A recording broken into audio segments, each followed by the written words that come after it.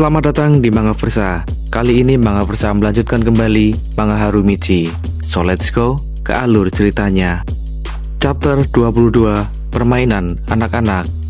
Di tengah musim dingin, kala salju tebal menyelimuti kota ini, terlihat Uematsu Fujisuke sedang memancing bersama sahabatnya, Kenta. Sambil menenangkan pikiran, kegiatan ini mereka pilih setelah pertarungan melawan Dragon Bites. Di sini Kenta mengonfirmasi apakah Fujisuke terluka melakukan itu semua untuk kota mereka. Ya, dia memang terluka, namun baginya bukan suatu masalah. Meski harus berkorban, setidaknya usaha membuahkan hasil. Mereka berhasil memulangkan Dragon Bites, sehingga yang tersisa hanya Boya Harumichi. Sedikit flashback setelah pertarungannya melawan Kijima, mereka semua kini menjadi teman. Fujisuke pun merangkul Kijima, membantunya berjalan. Hal serupa juga diikuti anak buahnya yang akhirnya bisa berdamai dengan warga sekitar. Dengan kebaikan hatinya, Fujisuke sempat menawarkan tumpangan dengan truknya untuk mengantar mereka. Meski sedikit merasa gengsi, dan ia pun baik-baik saja berkendara sendiri. Kijima justru lebih ingin bertanya sesuatu pada Fujisuke. Satu hal yang masih mengganjal di hatinya, Kijima penasaran mengapa Fujisuke sangat ngotot dalam membela kotanya. Padahal, kota kecil itu bahkan tak ada yang menarik di sana. Pertanyaan yang sedikit aneh, namun yang jelas alasannya karena dia dan teman-temannya tumbuh besar di kota kecil itu. Jawaban umum dan sederhana, tapi mengena. Kijima sendiri dibesarkan di Tokyo, namun ia tanpa ragu meninggalkan kota kelahirannya setiap saat. Sejujurnya, dia iri dengan tekad Fujisuke. Dari lubuk hatinya, ia bertanya-tanya jika saja ia menemukan sesuatu untuk dilindungi. Absolute Cinema. Terlepas dari hasil pertarungan, Kijima mendapat pelajaran berharga dari musuhnya. Kembali ke masa Kenta dan Fujisuke memancing. Strike. Kenta mendapat 2 ekor sekaligus. Kesenjangan sosial di sini. Fujisuke emosi karena dia juga terlalu lama menunggu. Tapi ia sendiri tak mendapatkan satupun. Tiba-tiba Kenta memanggil Fujisuke. Ia sedikit ragu untuk mengatakannya secara langsung. Yang ini berhubungan dengan keputusan Fujisuke apabila nantinya dia kalah melawan Boya Harumichi. Akankah Fujisuke pergi meninggalkan kota? Dia tersentak dengan pertanyaan Kenta. Malah Fujisuke marah karena dia masih percaya diri ia takkan kalah melawan Boya Harumichi, ataupun terpikirkan untuk pergi meninggalkan kota. Lalu ia pun beranjak dari tempat tersebut. Ia kesal mendapat pertanyaan menohok dari Kenta. Saat itu tanpa sengaja, ada 2 orang di seberang jalan, Mr. Tamoto dan juga neneknya. Baik hati dan tidak sombong, Fujisuke pun menyapa Mr. Tamoto. Ia sempat mengira Mr. Tamoto sedang bertengkar, namun beliau seperti tak memperhatikan Fujisuke yang menyapanya. Kemudian Fujisuke yang penasaran pun mendekati mereka. Tak ada angin, tak ada hujan. Mr. Tamoto memberikan sebuah amplop.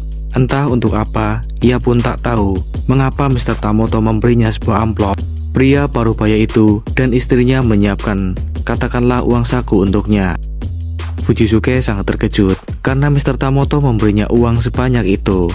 Barulah Mr. Tamoto mengatakan itu adalah hadiah perpisahan darinya saat Fujisuke akan pergi ke Tokyo. Jelas ia terkejut dengan itu karena ia sendiri tak pernah mengatakan demikian, apalagi pada orang lain. Fujisuke pun pulang di tengah keresahannya. Ia menyusuri jalan bersalju yang ia buat sendiri agar langsung menuju ke kamar. Entahlah mengapa hampir setiap orang yang ia temui selalu seperti bercanda bahwa ia akan kalah. Sang pahlawan masih tak bisa mencerna, terlepas dari hasil pertarungannya nanti, mau kalah atau tidak, mengapa dirinya harus pergi ke Tokyo.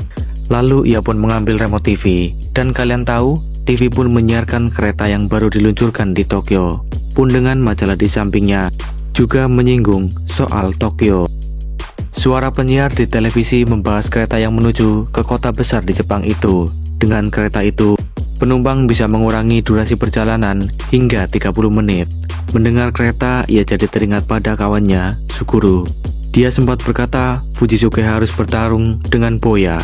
Juga momen di mana Katsuma diterbangkan dengan pukulan Boya, serta tantangan yang sebelumnya ia berikan pada Boya sebagai lawan terakhir yang akan ia hadapi nantinya. Jelas pikirannya dipenuhi dengan kecemasan yang membuatnya mulai ragu dengan kemampuannya sendiri. Setelahnya ia terpikirkan sebuah ide gila. Fujisuke pergi ke dapur lalu membuka laci. Benda yang mungkin akan ia gunakan sebagai senjata. Ya, sebilah pisau. Untuk sejenak ketakutan menyelimuti pria yang selalu percaya diri ini. Namun setelah dipertimbangkan lagi, dia hanya akan membuat dirinya terlihat seperti pecundang. Ia pun membanting pisau tersebut. Tak seperti biasanya Fujisuke yang masih sempat meremehkan lawan-lawannya. Kali ini lawannya berada di level yang jauh berbeda. Ia bahkan sampai murung dan sekali lagi menguatkan mentalnya, ia takkan kalah. Chapter 23, Kedatangan Musim Semi. Musim salju mulai berganti ke musim semi. Es pun mencair, tak seperti Uematsu Fujisuke yang sedang bimbang. Saat itu neneknya menjumpai cucu yang seorang diri di sana. Entah mengapa atau sedang memikirkan apa, sampai-sampai meninggalkan pekerjaannya mengantarkan barang. Sebatang rokok mungkin bisa sedikit menenangkan kegelisahannya. Tiba-tiba ia bertanya pada neneknya, apa yang akan neneknya lakukan jika dia pergi. Fujisuke tahu keputusan itu pasti akan menyusahkan neneknya karena tak bisa lagi mengantarkan barang. Dan juga untuk Kenta, dia pasti akan kesepian karena tak banyak anak muda di kotanya. Belum lagi komentar dari semua orang di kota tentangnya. Tapi di sini neneknya memintanya untuk tenang. Beliau bahkan tak mengerti omong kosong apa yang sedang dibicarakan cucunya itu. Soal beliau yang akan kesulitan dalam mengantarkan barang pesanan. Soal Kenta yang akan kesepian. Cucunya seperti lupa siapakah mereka.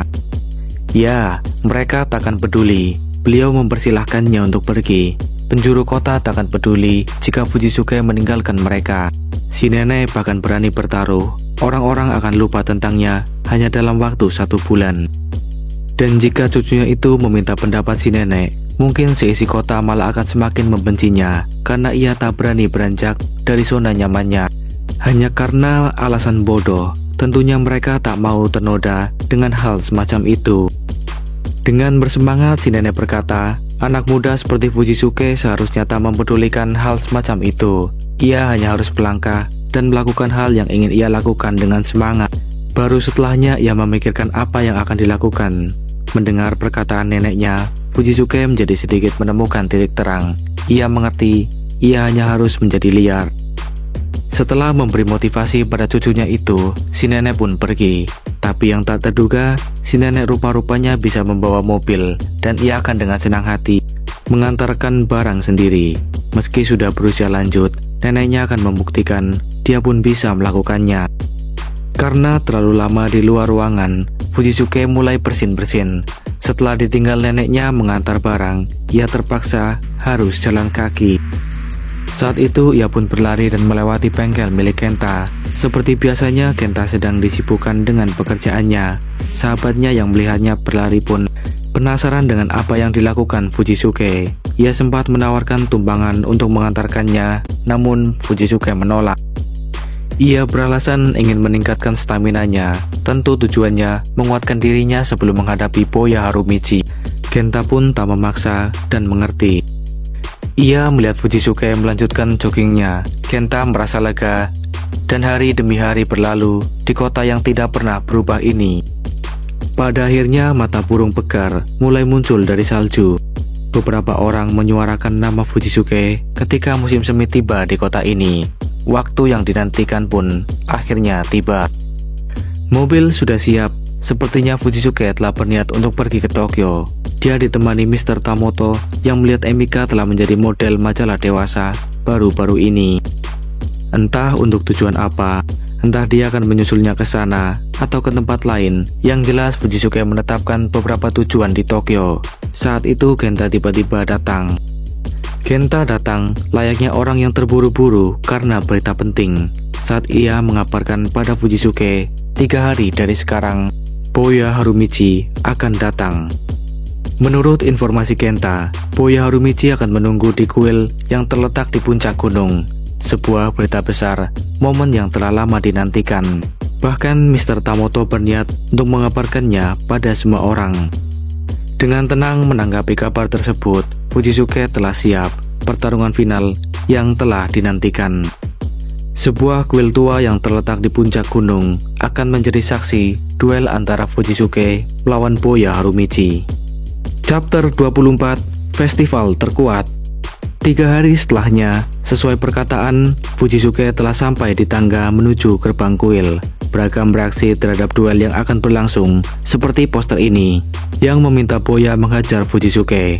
Namun yang lebih mengejutkan baginya tentu, karena kuil tua tersebut malah terlihat seperti tempat festival yang dipenuhi banyak orang. Seperti Mr. Tamoto yang malah minum sake sambil menyemangati Fujisuke. Hal serupa juga dilakukan Horibe bersaudara. Selain menyemangati, mereka malah membuka kedai di sana. Jelas Fujisuke menebak semua itu karena Genta, si mulut ember. Ya, meskipun Genta sebenarnya hanya menyebarkan pada beberapa orang, ia juga tak mengira akan seramai itu yang datang ke sana. Maksud Genta beberapa orang, atau tepatnya semua orang di kota menyukai festival. Meski itu tak sepenuhnya menjadi salah Genta. Bahkan neneknya sempat-sempatnya menawarkan sebotol sake pada Fujisuke sebelum bertarung. Merasa cucunya mulai kena mental, neneknya menepuk pantat Fujisuke. Baginya tak masalah siapa yang ada di sana, itu tak akan merubah apapun yang akan dia lakukan. Untuk beberapa saat Fujisuke memandang ke arah kuil. Dia mencoba menguatkan mentalnya kembali. Dia juga merenungkan kemungkinan jika saja Boya Harumichi tak datang ke kota, takkan mungkin semua kejadian itu terjadi. Sepintas teringat ucapan ayahnya waktu dia masih kecil. Ayahnya sempat menyinggung soal katak dalam sumur. Dia akan mencari jawabannya sendiri. Hari ini, seperti yang dikatakan ayahnya, ia harus menghadapi orang luar yang bukan dari kota mereka. Saat itu ada seseorang yang datang menaiki tangga. Kedatangannya bisa mengejutkan orang-orang di sana, termasuk Fujisuke dan Genta. Suguru, sahabat kecil mereka telah kembali dari Tokyo. Suguru juga berkata mereka tidak akan percaya siapa yang dia temui di Tokyo. Dan ternyata Suguru kembali tak sendirian. Dia bersama seorang pria paruh baya. Sangat mengejutkan Genta yang melihat langsung tak percaya. Ia tak tahu bagaimana bisa Suguru dengan cepat bertemu Pak Tua itu. Segera Genta memanggil Fujisuke untuk menemui mereka. Karena Fujisuke sedang cemas, dia sampai tak mendengar Genta yang membuatnya harus berteriak. Genta menunjukkan padanya bahwa ayah Fujisuke juga kembali dari Tokyo. Kemunculan ayah Fujisuke yang diketahui bernama Kunio mengagetkan semua orang yang datang. Meski Genta berulang kali memanggilnya, Fujisuke sama sekali tak memalingkan wajahnya. Suguru pun meminta Genta membiarkan Fujisuke. Karena saat ini Uematsu Fujisuke sedang fokus, dia takkan bisa mendengar apapun. Sampai di mana pria dari luar kota yang dinantikan pun tiba. Ya, Boya Harumichi datang sesuai waktu dan tempat yang telah dijanjikan. Dengan pakaian khasnya, yaitu Sugajan, dia menerima tantangan Fujisuke. Dua petarung itu telah saling berhadapan. Ini juga akan menjadi pertarungan akhir. Sorak-sorakan penonton mulai menggema. Mereka ingin keduanya berusaha yang terbaik. Dengan tatapan penuh percaya diri, Fujisuke bersiap untuk menyerang. Fujisuke tak akan mengkhawatirkan apapun yang terjadi setelah pertarungan ini. Dia juga tak akan peduli jikalau dia kalah melawan Boya. Semua kekhawatirannya menghilang setelah kemunculan Boya di hadapannya. Pria ini hanya punya alasan sederhana untuk bertarung. Lagi-lagi dengan percaya diri, dia menantang Boya untuk membuktikan siapakah yang terkuat, Uematsu Fujisuke atau Boya Harumichi. Chapter 25, Gagak versus layang-layang hitam. Di depan gerbang kuil, tak ada suara, tak ada yang berbicara, hanya harap-harap cemas menunggu hasil pertarungan.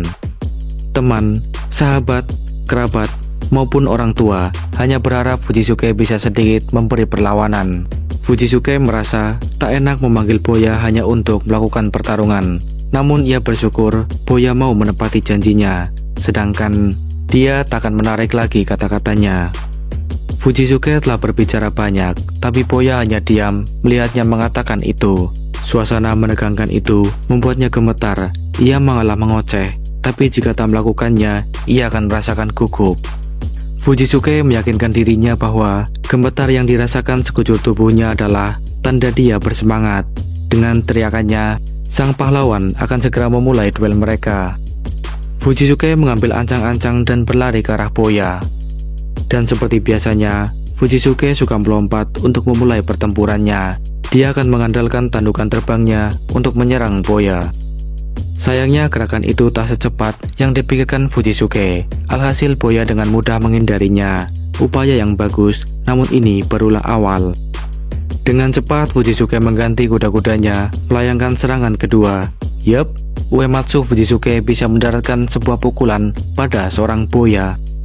Tentu early game itu bisa mengejutkan seluruh pasang mata yang melihatnya. Keberhasilan itu sedikit mendorong rasa percaya mereka pada Fujisuke. Ia siap dengan serangan selanjutnya. Namun inilah yang membedakan mereka. Boya Harumichi punya refleks bagus. Dia dengan mudah menghindari pukulan itu. Jelas, itu malah akan membahayakan posisi Fujisuke. Yang mana saat itu Boya Harumichi telah bersiap dengan pukulan kuatnya. Sedikit flashback ke masa Fujisuke SMP. Dia bertanya pada neneknya alasan mengapa ayahnya pergi meninggalkannya. Menurut nenek, seorang anak katak tetap seperti katak yang terjebak dalam sumur. Kunio, ayah Fujisuke, sangat mirip dengan kakeknya, baik sifat maupun sikap. Dan seperti yang pernah dikatakan oleh kakeknya, semuanya hanya siklus berulang yang diteruskan generasi selanjutnya. Tentang makna kalimat satu itu, katak dalam sumur, takkan pernah tahu apa itu lautan. Di momen inilah, Uematsu Fujisuke merasakan sendiri seberapa kuatnya pukulan seorang Boya Harumichi. Pukulan yang sampai mendapat julukan pukulan sekuat iblis mampu menerbangkannya. Semua orang terkejut dengan pukulan tersebut. Fujisuke telah diambang batas kesadarannya. Ia sadar meski dia adalah katak dalam sumur, setidaknya dia tahu apa itu langit biru. Kapanpun seseorang melihat langit kota itu, ayahnya akan lupa dengan hal-hal lainnya. Ya, hanya dengan satu pukulan itu, Uematsu Fujisuke pun tumbang. Chapter 26, Katak takkan menang. Setelah menerima pukulan itu, Fujisuke tak sadarkan diri. Teman-temannya pun panik, mengkhawatirkannya. Suguru melihat kondisi Fujisuke menjadi dingin. Setelahnya Kenta dengan sopan memanggil Boya.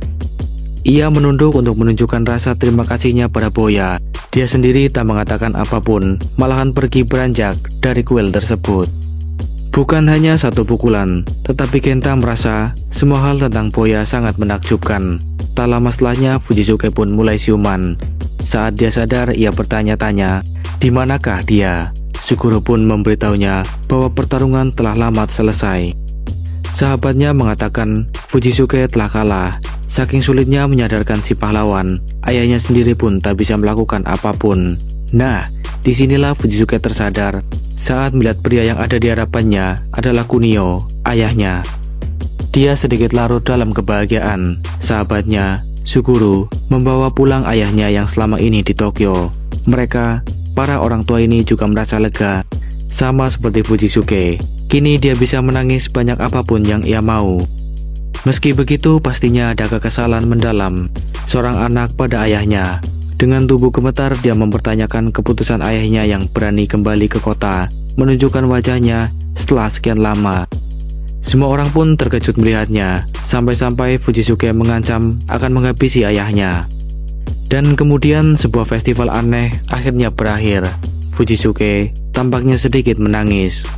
Beberapa hari kemudian Suguru kembali ke Tokyo. Dia berkata dia punya job untuk manggung. Pun dengan ayah Fujisuke yang harus kembali ke Tokyo karena alasan pekerjaan, beliau pun sudah mempersiapkan barang bawaannya. Dan saat itu kelopak bunga sakura jatuh. Kabar datang dari Emika yang kini magang di sebuah salon. Hal ini membukakan jalan baginya untuk menjadi penata rambut. Dia tampaknya hampir tidak mendapat bayaran, namun ia oke dengan itu selama dia tidak melakukan hal aneh lagi. Sementara Suguru mengiriminya kaset, sebuah lagu pertama dari band yang ia buat. Meski band indie, dia telah memulai langkah pertama dalam karirnya. Dia telah mendengarkan lagunya, walau ia sendiri tak menyukainya. Dan kemudian Fujisuke masih mengurusi kedai milik si nenek. Hari itu kebetulan ada Yamashita di sana. Sebagai bosnya, Yamashita tak bisa membiarkan mereka menjual barang yang bukan dari perusahaan seperti jeruk itu. Meskipun jeruk musim panas rasanya memang manis. Dan seperti biasanya, Yamashita selalu pergi dengan kekesalan dan wajah yang masam. Yamashita hanya punya satu obat, yaitu menonton kabaret dan pergi dari kota. Fujisuke membungkuk untuk menghormati seniornya itu. Ia juga meminta Kenta melakukan hal serupa. Perubahan terjadi pada Fujisuke. Dia tak lagi murung, sifatnya makin jahil. Diam-diam dia telah menaruh jeruk hasil kebunnya di knalpot mobil Yamashita. Hal itu ia lakukan sebagai hadiah. Padahal tak ada SPBU di sekitar situ atau jalan menuju kota mereka. Menurut Fujisuke, seniornya itu pantas mendapatkannya. Ya, pada akhirnya Uematsu Fujisuke menjadi satu-satunya orang yang tak mengalami perubahan. Bahkan setelah dikalahkan Boya Harumichi. Dia mungkin tak khawatir jika harus memulainya dari awal. Dia hanya sangat mencintai kota ini. Meskipun kita tahu kota kecil ini tak ada apapun yang menarik. Chapter akhir, Selamat Tinggal Segitiga, datang lagi menakutkan. Kita dibawa ke masa bocah 3 orang sahabat ini, Genta, Suguru, Fujisuke, yang sedang memancing di sungai. Terdengar nama Genta dan Suguru dari balik semak-semak. Para orang tua mencari Genta dan Suguru karena mereka menghilang meninggalkan Fujisuke sendirian. Neneknya sama sekali tak menyalahkannya karena insiden tersebut. Saat itu Mr. Tamoto memiliki target untuk mencari 2 bocah itu sampai matahari terbenam. Setelahnya mereka akan mencarinya di gunung. Ini juga menyudutkan Fujisuke yang meski bersama, ia tak tahu kemana mereka pergi. Beberapa waktu sebelumnya mereka menghilang. Fujisuke dengan idenya mengajak mereka mencari kumbang raksasa di Gunung Santaka. Baik Genta maupun Suguru sebenarnya menolak ajakan Fujisuke karena ada hal lain yang harus dikerjakan. Namun, Fujisuke merayu mereka karena kumbang itu benar-benar besar. Suguru dan Genta benar-benar menolak karena pekerjaan. Bujukan Fujisuke tak berhasil meyakinkan mereka, meski mereka telah berteman sejak masih kecil. Fujisuke menjadi murung karena dia kalah suara dengan 2 temannya. Tak ada yang bisa orang tua ini lakukan, meski telah mengerahkan upaya mencari mereka. Lalu sampai Mr. Tamoto bertanya soal Kunio, ayah Fujisuke, yang telah pergi 2 tahun lamanya. Pria parubaya ini menyinggung soal ayahnya. Jika ayahnya ada, pasti semua akan baik-baik saja. Pencarian pun dilanjutkan. Mereka menuju ke gunung meninggalkan Fujisuke. Inilah yang mengganggu Fujisuke, mengapa semua orang pergi meninggalkannya. Malam harinya di Gunung Santaka, sebuah bara api menyala untuk menghangatkan tubuh. Fujisuke terbaring di pangkuan sang nenek dengan jaring penangkap serangga di tangannya. Sampai tertidur pulas, ia sempat menangis kala itu, sampai terdengar sebuah kabar dari seorang anak perempuan. Gadis kecil itu Emika. Dia memberitahu Mr. Tamoto, dia tahu Suguru dan Genta pergi kemana. Menurut informasi Emika, Genta dan Suguru pergi ke sungai dan berkata ingin pergi ke Tokyo. Ayah Suguru pun terkejut, karena sungai itu jauhnya berkilo-kilometer dari sana. Karena terbawa emosi, ia malah membentak Emika yang tak memberitahu sejak awal. Ia pun menangis, karena itu adalah rencana rahasia, jadi dia tak memberitahukannya pada orang lain.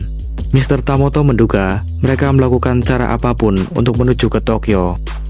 Menurut Emika, Suguru dan Genta pergi ke Tokyo untuk memberi Fujisuke kejutan dengan membawa pulang ayahnya. Sebuah cara yang mereka lakukan untuk menghapus kesedihan yang berlarut Fujisuke. Para orang tua pun hanya bisa terdiam, pun dengan Fujisuke yang terharu mendengar inisiatif dari sahabatnya. Lalu, tiba-tiba saja bocah ini pun berlari. Meski di tengah malam dengan jalanan yang gelap, Fujisuke harus berlari seorang diri. Dia hendak mencari Genta dan Suguru. Karena kurang hati-hati, Fujisuke pun terjatuh. Dia berteriak memanggil nama 2 sahabatnya. Hingga waktu pagi pun tiba, pencarian orang-orang di kota membuahkan hasil. Mereka menemukan Genta dan Suguru. Meski mereka ditemukan dengan kondisi lusuh, lengkap dengan luka. Pertemuan kembali 3 sahabat dalam kondisi yang tak diinginkan tentunya. Mereka saling meluapkan air mata, sama-sama saling peduli dan khawatir.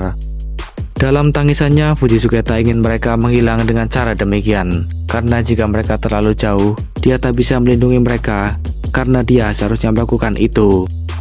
Pada akhirnya mereka kembali bisa saling memahami, tumbuh kembang bersama. Keesokan harinya mereka punya rencana untuk menangkap kumbang raksasa di hutan. Inilah kumbang raksasa yang mereka cari. Terlepas dari hasil yang mereka dapat, ada satu pembelajaran yang bisa diambil. Meski tak selalu memiliki pemikiran serupa, mereka saling menjaga, berbagi kebahagiaan dan kesedihan selamanya. Oke guys, itulah alur manga cerita Harumichi. Untuk selanjutnya Mimin akan bawain manga Cross atau Wars. komen di bawah ya.